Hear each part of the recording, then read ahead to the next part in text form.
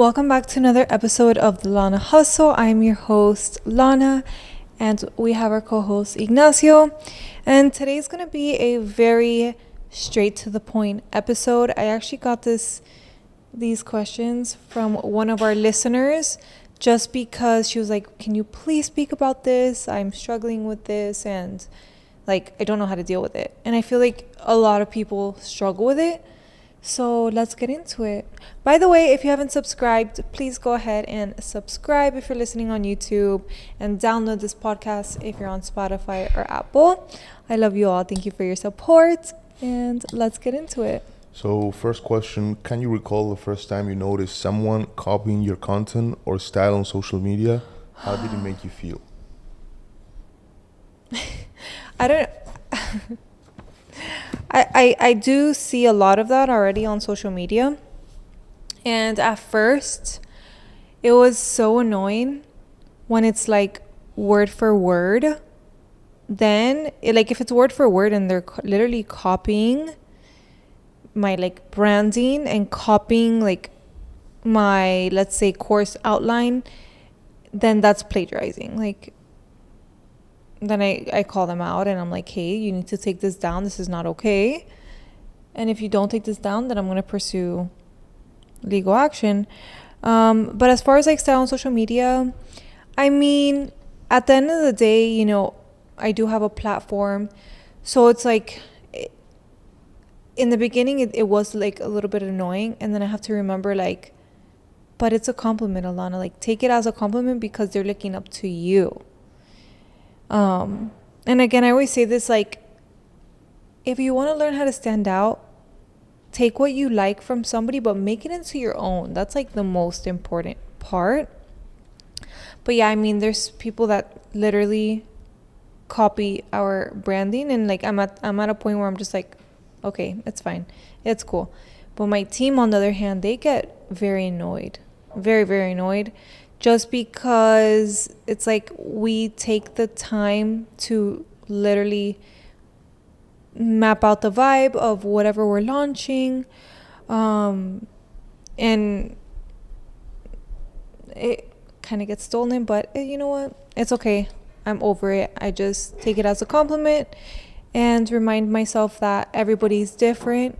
So one person may be attracted to the other person more than they are attracted to my brand, and maybe they may not see it the same because it's two different people, even though it's the same exact setup, a clothing rack, literally to the T.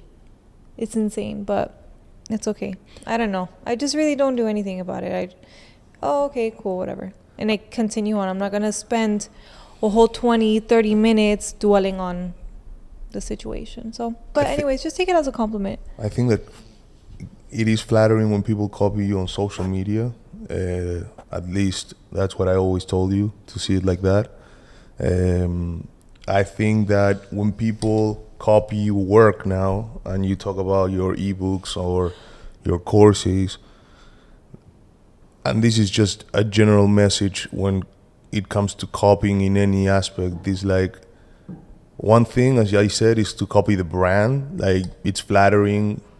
You need to find your own, though, in the long term, if you want to play this game the long run. But when people copy work, what they don't understand is that right now, yeah, you feel good about it because you copy the work, right?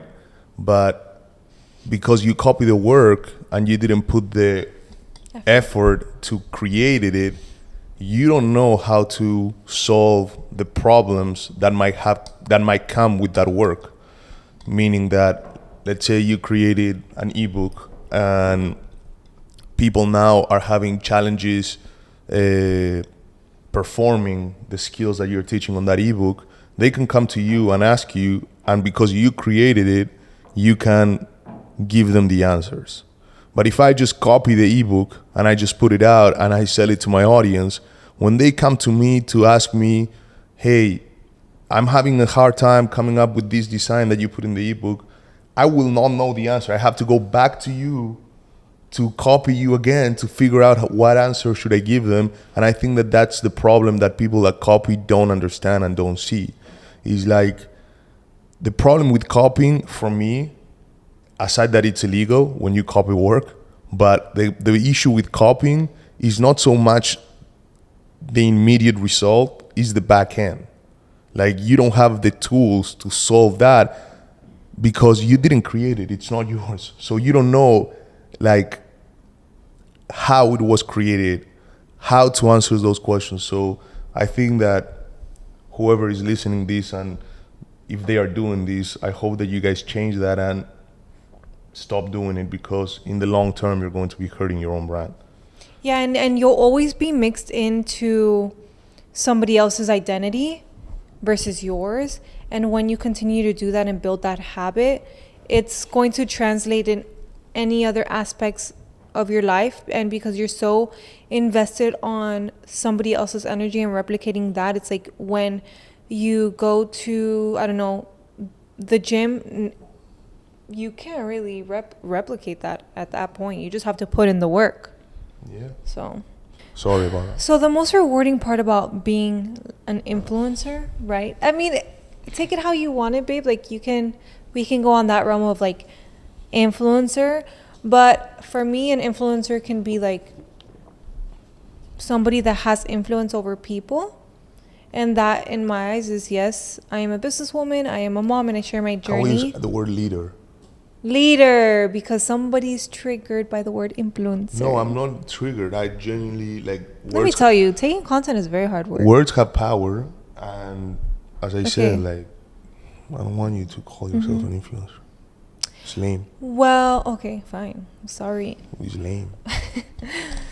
I mean, it's very rewarding when I get messages on the day-to-day saying like, I was just about to give up, and then I came across your page and you have motivated me to keep on going. And I was just about to quit, but thank you so much. Like, because of you, I'm not quitting, right? And like, it's messages like that that keep me going. Or even just like on my lash page as well, like, hey, you know, I was going to quit lashing, but because of your work, I didn't. Or, hey, you know, I took your course and, you know, my life has changed completely. I'm able to afford whatever my kids need. I'm able to make a living. And it's like messages like that that really keep me going.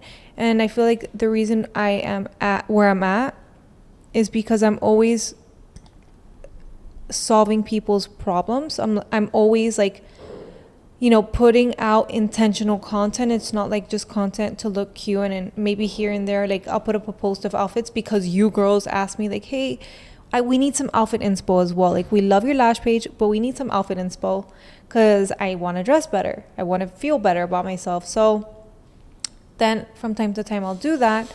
Like, where's your outfit from? It's from Aritzia, girl, you know? Girl talk. But that's motivating as well. It's like, damn, she looks good. Let me go and get dressed and do my makeup and do my hair. I love that. No, because when you look good, you feel good. And that is why I get dressed every single day. And the moment that I'm not dressed, or I don't have, you know, I don't look put together, it's because my husband died.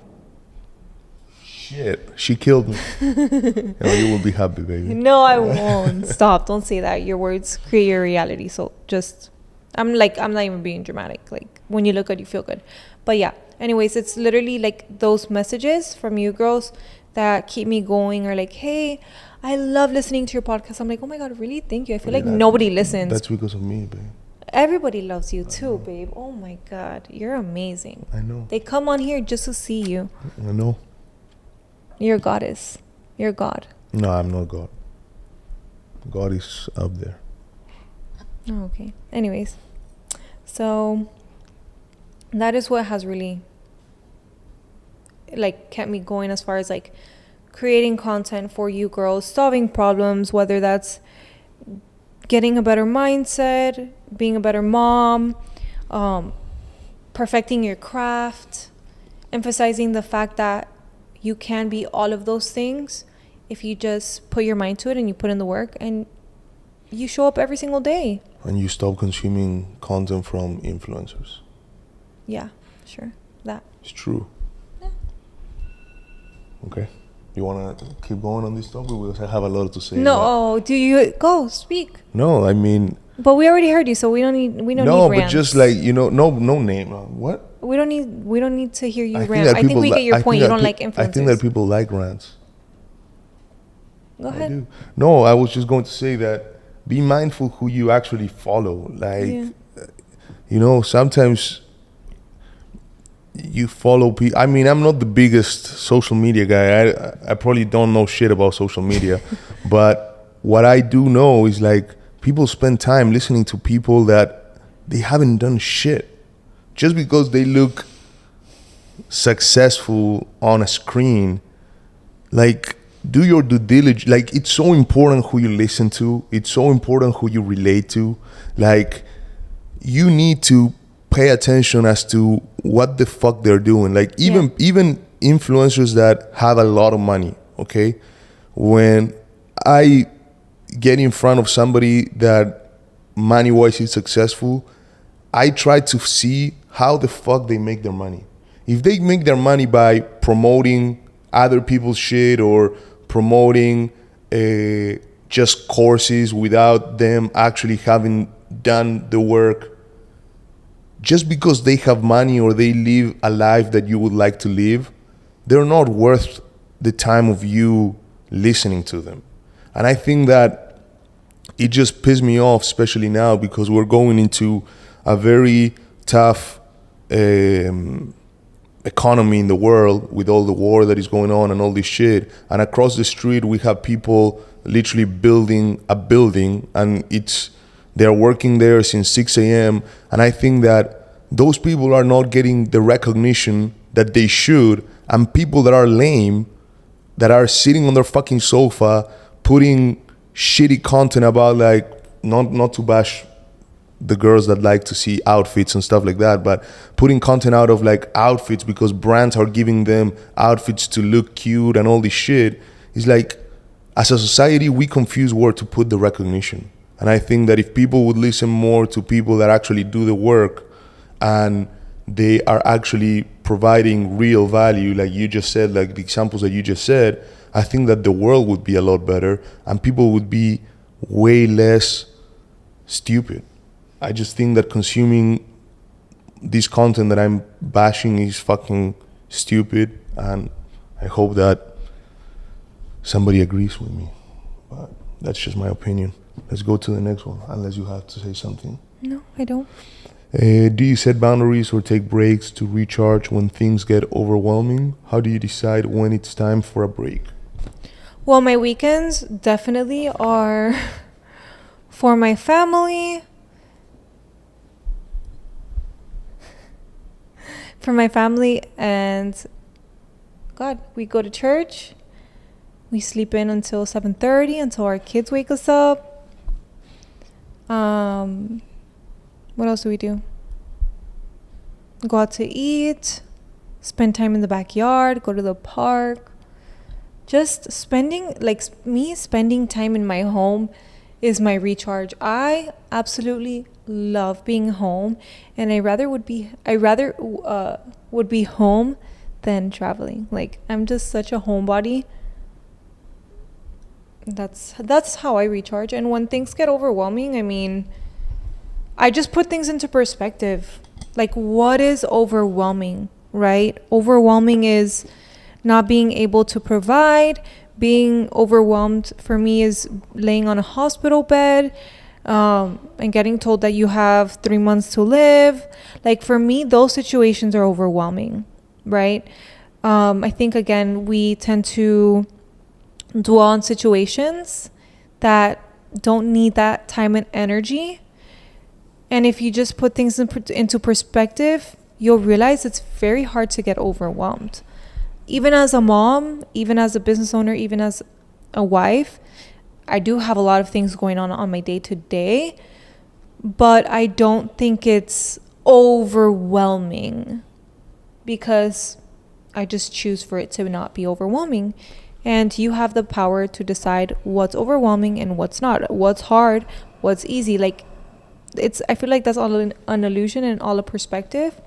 So really get your perspectives straight and have gratitude. And when you walk in God's footsteps every single day and you know that he's next to you, and I told you this other day, it's like, why do we have to worry? We don't have to worry, because as long as you show up and you do your best every single day and you have great intentions, right? And you only have intentions to help yourself and help others, and do our best not to sin, God, trust me, he's on your side and he's going to make things work out for you.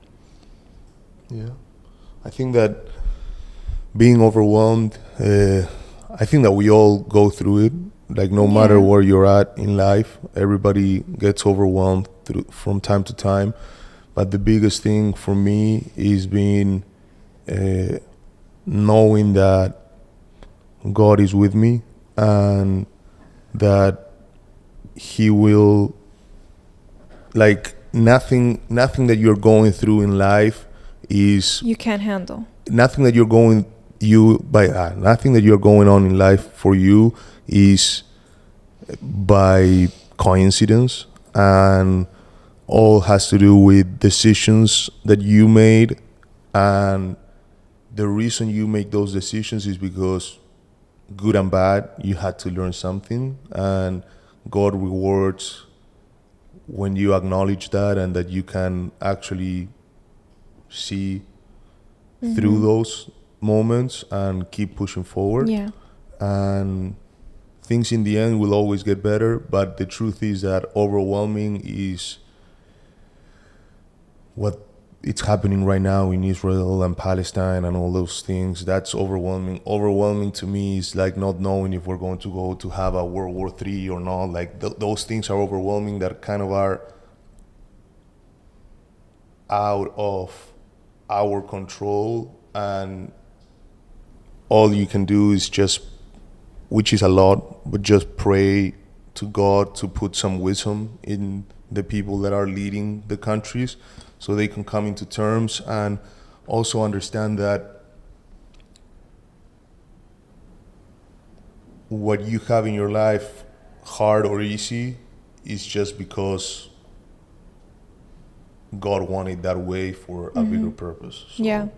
I always look back and I'm always, I always thought in that moment when I was going through something painful, or going through, let's say, dealing with, again, just hard circumstances, that I didn't really think of it as a good thing. And when you're in those situations, it's very hard to be grateful for them.